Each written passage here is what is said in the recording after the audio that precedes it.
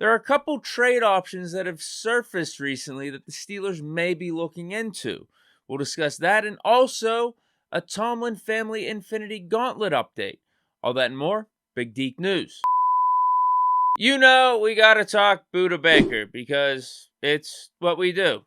Big name player, request trade, and then you know what follows. Should the Steelers trade for them? So in this case, Budda Baker did request a trade over the weekend, and there's been some clips and some things that have popped up that make it seem like the Steelers could be interested. Tomlin is a big fan of his game. Budda Baker, somebody better get a hat on Budda Baker. Budda Baker's a bad man. Budda Baker's a badass dude. But then also you have sites like Bleach Report. You also have former NFL player Tony Jefferson on Twitter that point to the Steelers as being a pretty good match. The problem is we aren't playing Madden and the salary cap isn't turned off. The reason Budda Baker is requesting a trade is because he wants to become the highest paid safety in the league, which would mean, 18, 19 million per year?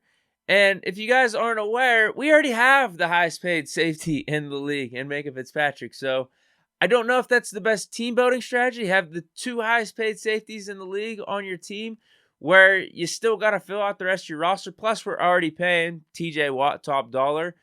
Cam Hayward, his contract isn't small. And we already signed all these free agents up to this point. Now, if you're telling me this all happened before free agency started and we had a certain amount of cap space, I think that's a different story, but you got to think we're going to have to start paying the offense here in the future because everyone's young. Muth's contract's going to be coming up. Najee's contract's going to be coming up.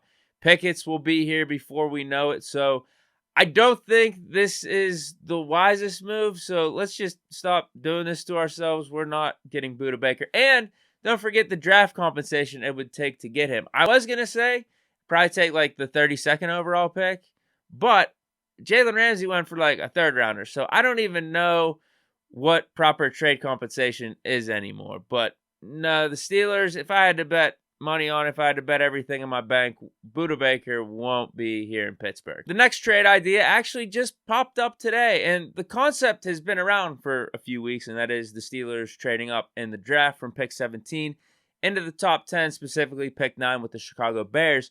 But a new name has been brought into the fold. We've talked about Christian Gonzalez. We've talked about Peter Skoronski, even Paris Johnson. I've been hearing the Steelers could do something like that. But now Peter King, today on his Football Morning in America column, suggested that the Steelers could trade up for Jalen Carter, defensive tackle out of Georgia. This one's interesting for a few reasons. One, we know Jalen Carter hasn't had the best offseason. We know it happened after the national championship game with his friends down in Georgia, then also underperformed at his pro day, which got people thinking he'd be slipping down the draft boards. And we've even talked about before, what if Jalen Carter falls all the way to 17? Should the Steelers be interested? Because we know he is an extreme talent. When the college football season ended, a lot of people had him as number 1 overall on their draft boards, and he'd be can't miss.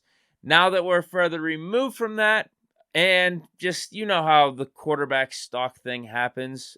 Probably there's going to be a run on quarterbacks. The first 4 quarterbacks will be taken in the top 6 or 7, which pushes every other position down the board. So if Jalen Carter doesn't go in the top 5, he could realistically make it all the way down to 9 or 10.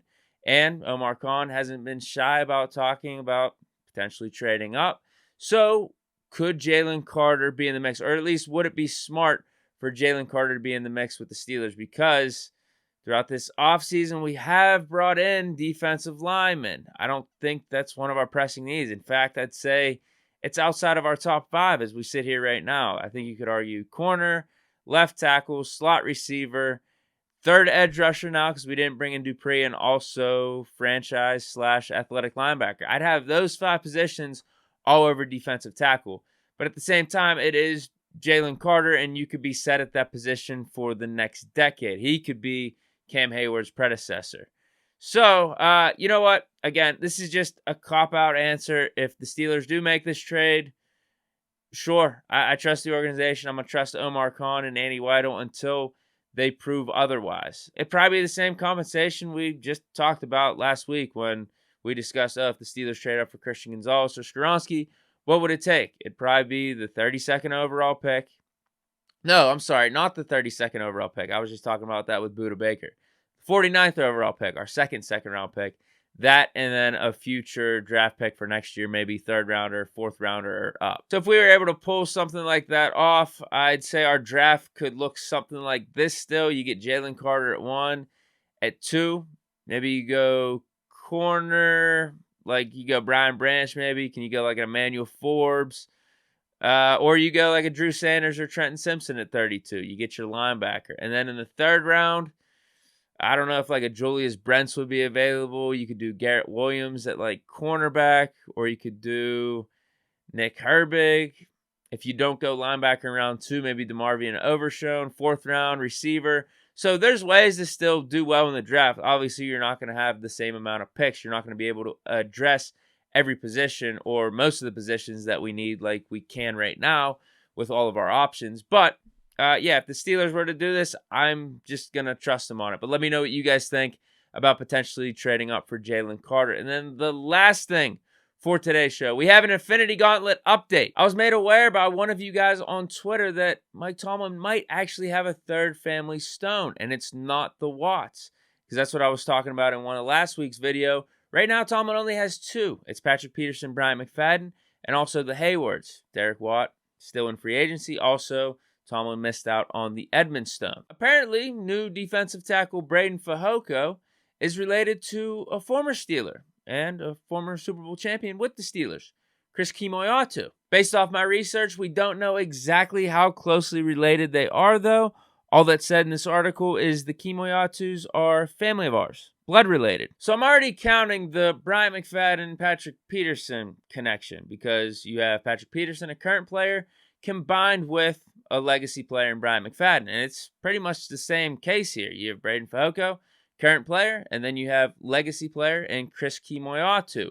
It's just that we don't know how closely related they are. First cousins, second cousins. Have they ever even like met before?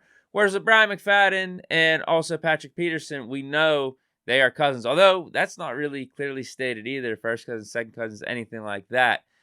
But it does say blood related. So I'm leaning towards it counts. You guys let me know down in the comments. I think Tomlin actually has the third Infinity Stone, and we didn't even know it this whole time.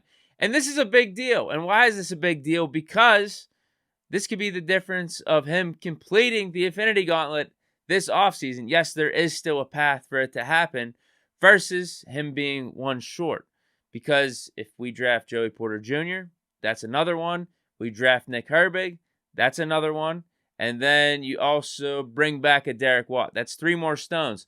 So if Tomlin sits at 3 stones currently with the Fehoko one, the Patrick Peterson McFadden one, and also the Haywards, and he pulls off that offseason where it's JPJ, Derek Watt's back, and Herbig, he has completed the gauntlet.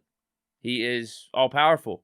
With a snap of a finger, the Steelers win a Super Bowl. But you guys got to let me know down in the comments. Third stone, Tomlin's Infinity Gauntlet. Confirmed.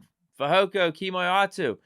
I'm leaning it's a yes, but I need to hear from you guys. Also, let me know what you think about a Jalen Carter trade where we trade up to 9, trade up into the top 10 and draft him. And also, Budda Baker. Thoughts on trading for him? If there's actually a serious path that we could get him where we don't screw up our future or anything. I just don't see it. But that's it for this edition of Big Deke News on a Monday. Thank you for tuning in. Stay chilling and peace.